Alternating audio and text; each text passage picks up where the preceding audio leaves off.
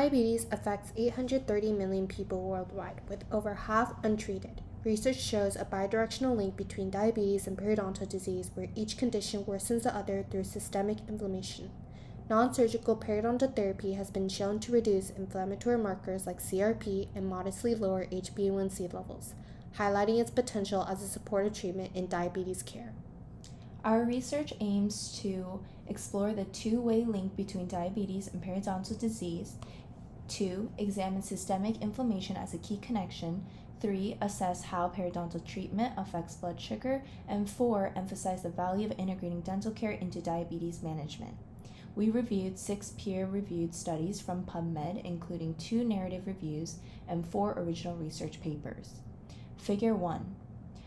High blood sugar and diabetes lead to the formation of ages, which trigger chronic gum inflammation.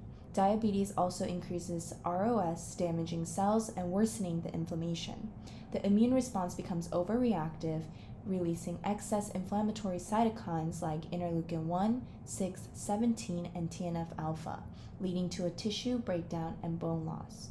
Finally, diabetes disrupts the balance between bone building and bone resorbing cells, accelerating bone loss and increasing the risk of severe periodontitis. Figure 2 shows diabetes disrupts the immune system, worsening periodontal disease. Neutrophils cause inflammation but clear bacteria poorly.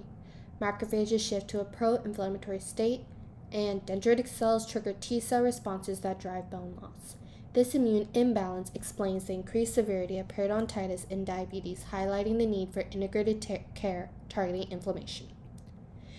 This meta-analysis of 9 randomized controlled trials shows that scaling and root planing led to a 0.56% reduction in HbA1c in patients with type 2 diabetes and periodontitis seen in this forest plot.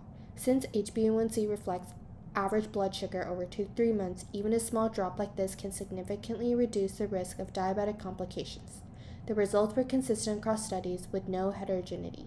The second forest plot highlights that SRP also reduced CRP levels by 1.89 milligrams per liter, with no variability between studies. CRP is a marker of systemic inflammation linked to a cardiovascular disease and worsened diabetic outcomes, so lowering it through gum treatment has broader health benefits. As a conclusion, these findings support periodontal therapy as a key part of diabetes management.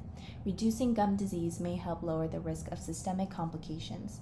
Medical and dental providers should recognize shared risk factors and prioritize referrals to periodontal care when appropriate.